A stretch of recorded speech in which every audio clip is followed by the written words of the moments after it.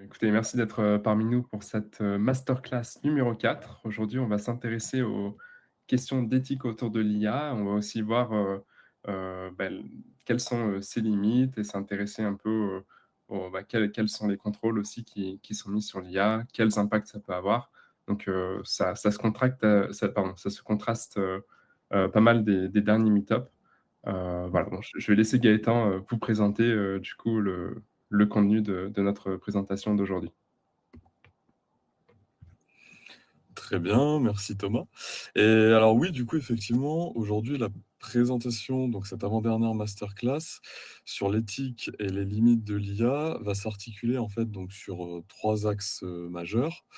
Alors 2 axes majeurs en réalité. On va commencer par faire une rapide overview de l'AI Act en Europe, donc le texte européen qui réglemente l'utilisation de l'IA. Après, on va parler des problématiques et des limites de l'intelligence artificielle, puisqu'on l'a beaucoup vendu comme un outil qui augmente notre productivité, qui apporte beaucoup d'avantages, mais il faut bien entendu aussi parler de ses limites. Alors ensuite, en troisième partie, on va en quelques minutes, mais en 2-3 minutes à peine, rapidement refaire une passe sur l'IA et l'impact sur l'environnement, et puis on apportera une petite conclusion à tout cela. OK, alors on va commencer du coup par, l'AI Act en Union européenne. Donc l'AI Act, c'est, le texte, de loi, qui s'applique donc pour les 27 pays membres de l'Union, européenne et qui encadre, et régule l'utilisation de l'intelligence artificielle donc, pour les 27, les 27 pays. C'est un texte alors qui est entré en vigueur depuis le 1er août, 2024, mais dont la mise en application se fait progressivement. On va en parler dans les slides, juste après. Enfin, oui, alors principalement dans la slide juste après. Et en gros, ça veut dire que depuis le 1er août 2024, les acteurs du secteur de l'IA, ont un texte de loi sur lesquels s'appuyer et qu'ils doivent respecter avec les échéances de mise en application. Alors il y a plusieurs échéances. Hem, il faut ça, oui, alors, 1re chose, on fait une rapide overview, hein, de l'AI Act, on ne va pas rentrer dans le détail. Les points notables à connaître, sont que, c'est un texte qui n'encadre pas que les IA, génératives.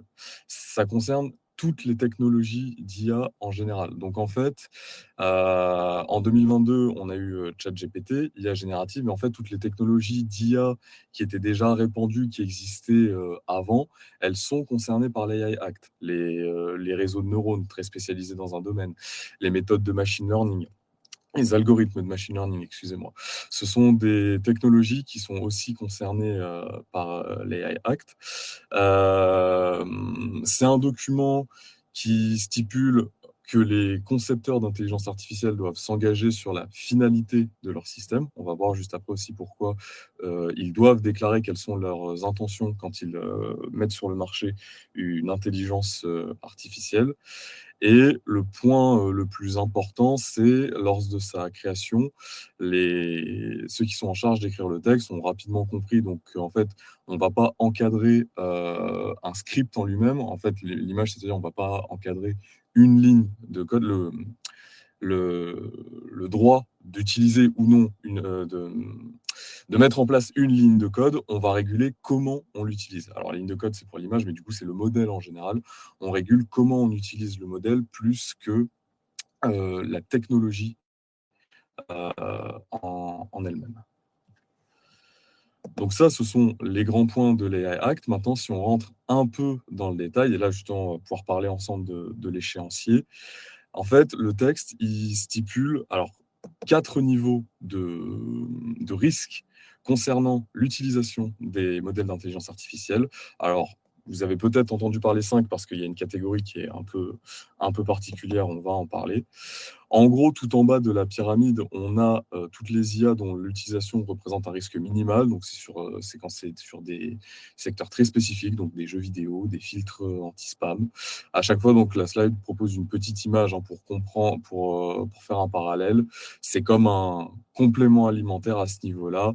Il y a des règles en amont, mais bon, globalement, c'est disponible pour tout le monde et il n'y a pas beaucoup d'encadrement comparé aux autres catégories. Après, on arrive sur toutes les utilisations qui sont à risque limité. Donc, ce sont nos chatbots,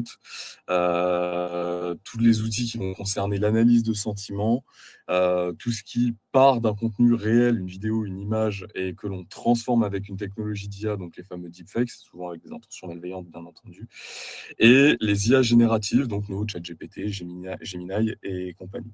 Eux sont considérés comme risques limités, mais les IA génératives, ou IA à usage général, elles font l'objet de la catégorie un peu à part, où elles ont une contrainte supplémentaire par rapport aux risques limités. Donc, en fait, chatbot, outils d'analyse de sentiments, deepfake et compagnie, eux, on leur impose surtout une transparence. On dit que quand un être humain interagit avec un système à risque limité, il doit être averti que c'est le cas. Pour les IA génératives, on leur demande de faire preuve de transparence, mais les fournisseurs doivent aussi fournir des résultats qui attestent de la performance, des risques, des biais, des vulnérabilités. Bref, ils doivent fournir une documentation hyper précise et hyper détaillée sur les IA génératives qu'ils mettent sur le marché pour, en cas de contrôle, vraiment comprendre quelles étaient l'intention du fournisseur quand il a déployé son modèle. Ensuite, quand on utilise l'IA dans certains domaines tels que la santé, la justice, l'éducation, le travail, par exemple un modèle d'IA qui est censé aider à la sélection ou non de CV lors d'un recrutement. Ce sont des pratiques donc là qui sont beaucoup plus encadrées et en fait pour faire simple, on demande ici à ce qu'il y ait toujours la possibilité pour qu'un humain interagisse sur le processus. En gros, si on reprend l'exemple de l'IA utilisée dans la campagne de recrutement, l'IA ici, elle n'a pas le droit de dire on bloque ce CV, on ne le prend pas. Elle doit dire, par exemple, il y a eu une incohérence dans les dates, donc attention à ce CV, et c'est à l'humain, c'est à l'utilisateur de prendre la décision finale. Si on fait un petit parallèle avec la masterclass numéro 1, en gros, dès qu'on parle sur du haut risque, on essaye au maximum d'utiliser l'IA comme un assistant et on évite l'IA agentique le plus possible. Mais si on fait de l'agentique, si on laisse l'IA agir, il faut que l'humain puisse changer l'action de l'IA si nécessaire. Et puis après, on a toutes les utilisations qui sont interdites. Manipulation sociale, social scoring, l'exploitation des vulnérabilités, notamment sur les sentiments, sur sur ce qui peut affecter une personne et toutes les IA qui peuvent utiliser des données biométriques. Alors, il y a des exceptions à ce niveau-là, mais elles sont très minimes. Et globalement, ça, donc, c'est le périmètre des utilisations interdites de l'IA. Ça, c'est les niveaux de risque du coup, qui sont de l'AI Act. L'AI Act fait aussi une distinction entre un fournisseur et un déployeur d'IA. Le fournisseur, en gros, a la responsabilité de l'IA qu'il met sur le marché. C'est pour ça qu'on lui demande de déclarer son intention. Quand c'est une IA à usage général, par exemple, il stipule bien que c'est pour assister, que c'est pour permettre de brainstormer, de dialoguer, ce genre de choses. Et à côté, on a les déployeurs, donc ceux qui permettent l'utilisation de l'IA. Ce n'est pas forcément les mêmes entités. Eux, ils sont responsables de comment on l'utilise, de bien s'assurer que l'IA est bien surveillée et d'avertir des autorités compétentes en cas de dérive de l'IA. C'est-à-dire que le fournisseur, lui, savait que son IA, il pensait en tout cas que son IA, elle n'avait aucun comportement malveillant. Il s'avère qu'à l'utilisation, on se rend compte qu'elle commence à dériver. Là, c'est au déployeur de déclarer que l'IA est en train de suivre une mauvaise direction. Et donc, en France, le Sénat a choisi en fait de nommer 15 organismes pour faire respecter les AI Act par secteur d'activité. En gros, la CPR doit faire respecter les AI Act pour les institutions financières. Les hauts fonctionnaires de défense et de sécurité, donc c'est pour la défense du territoire. La CNIL, c'est pour la surveillance des pratiques interdites, et donc une quinzaine d'organismes comme ça. Et il faut savoir aussi qu'il existe une certification ISO, la ISO 42001, qui permet à une organisation d'attester qu'en gros, elle a un bon système de management de l'IA. Et donc, ça prouve en parallèle son respect de l'AI Act. Voilà, pour, une rapide encore fois overview de ce qu'est l'AI Act, bien sûr, c'est un texte de loi, on pourrait aller beaucoup plus loin. Mais voilà, en quelques minutes, qu'est-ce qu'il contient, très sommairement? Et je laisse Thomas donc, enchaîner avec les limites et les problématiques. Merci. OK, maintenant on va voir, quelques-unes des limites et des problématiques, notamment, d'éthique, liées à l'IA. En commençant, dans un premier temps avec, l'intégrité des données, notamment avec le principe, garbage in, garbage out. Donc, ça veut dire, déchets en entrée, déchets en sortie. Donc, voilà, a avant d'aller plus, sur ce thème-là, vous voyez à l'écran un schéma qui représente de manière, hyper simplifiée, comment les modèles d'IA sont entraînés. Et donc là, c'est un exemple où on entraîne l'IA à, reconnaître, des fruits. Donc, on lui passe dans les données d'entraînement, des pommes, des bananes, des mangues et on lui dit: «Ce sont des fruits». Le modèle d'IA va s'entraîner, sur les fruits et en sortie, du coup, il sera capable de dire qu'une pomme, une banane, une mangue, c'est un fruit ou voilà, ou de les reconnaître en tant que fruits. Bon, ça, c'est intéressant. Maintenant, le problème, c'est, qu'est-ce qui se passe si on a une mauvaise donnée qui s'insère dans, les données d'entraînement? Par exemple, là, vous voyez, une carotte, qu'on insère, avec les fruits.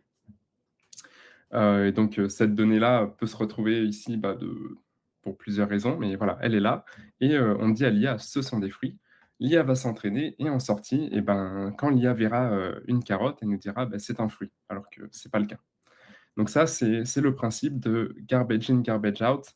Donc, un déchet en entrée, comme la carotte, voilà, vient s'insérer, dans les données d'entraînement et l'IA en sortie et ben, on risque en fait fortement de retrouver, ce même déchet qu'on avait, en entrée. Donc là, on parle juste de fruits. Bon, c'est un exemple, pour, imager ça, mais on a des dans la réalité, on retrouve des choses qui sont beaucoup plus, sérieuses comme, par exemple, si on retrouverait dans les données d'entraînement d'un modèle, des préjugés, des biais, des clichés sociaux, des discriminations et ben, à cause de ce principe de garbage in, garbage out, en fait, on risque de retrouver à nouveau, hem en sortie, donc dans, les résultats que va produire, les modèles d'IA, que vont produire les modèles d'IA, on risque de retrouver ces mêmes choses-là. Ce qu'il faut bien comprendre, c'est qu'une IA, c'est un miroir statistique de ces données d'entraînement et elle ne possède pas de sens moral. Donc en fait, c'est la manière dont on va entraîner les modèles qui va déterminer la manière dont ils vont nous répondre et dont ils vont se comporter. Donc ça peut poser des questions, enfin ça pose pas mal de questions, d'un point de vue éthique.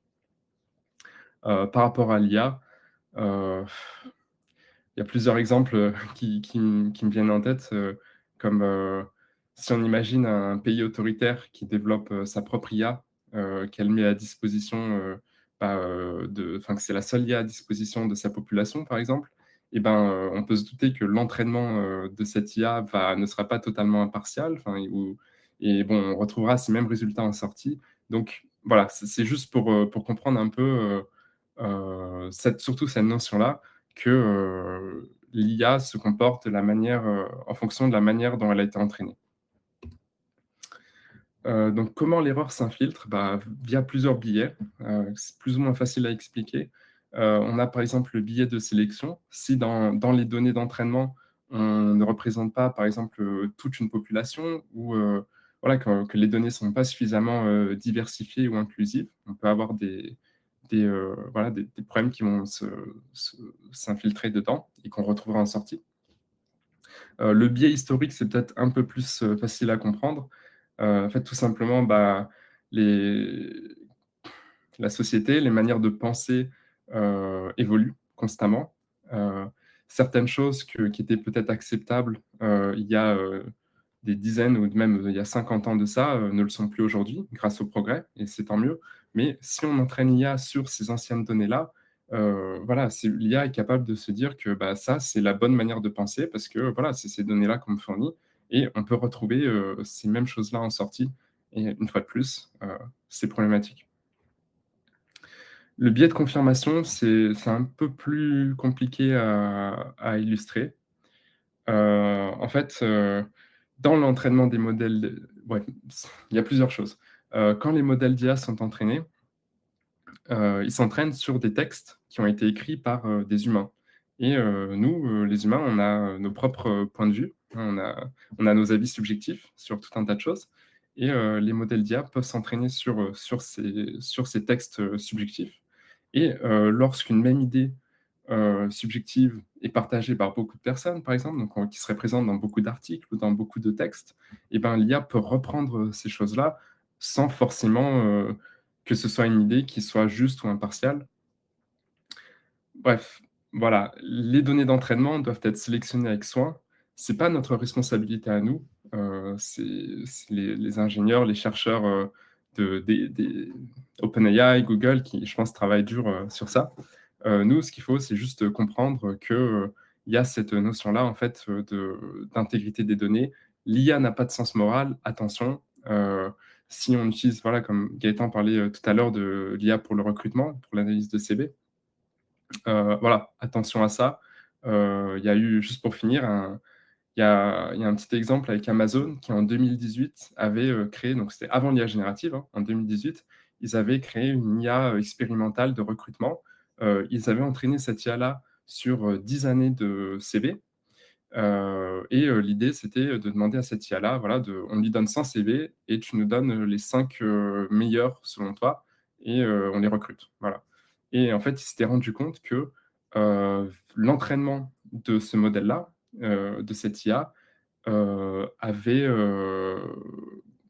mis en place comme une discrimination où en fait, les CV qui contenaient le mot femme étaient, pénalisés et ça, c'est incroyable et du coup, bah, ça a été, heureusement, ça a été, cette IA-là a été abandonnée, mais c'est juste un exemple de, quelles peuvent être les conséquences, de problèmes d'intégrité des données, avec l'IA.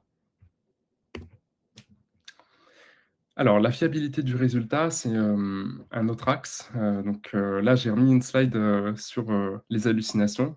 Ceux qui étaient, présents à la masterclass numéro 2 s'en souviennent peut-être. Du coup, bah, l'hallucination, c'est, le problème majeur avec la fiabilité des résultats de l'IA. C'est tout simplement quand l'IA ment avec certitude. Heu, donc pourquoi, on retrouve ça? Parce que l'IA générative privilégie la vraisemblance sur la vérité. Donc la vraisemblance, c'est ce qui semble vrai et la vérité, c'est ce qui est vrai.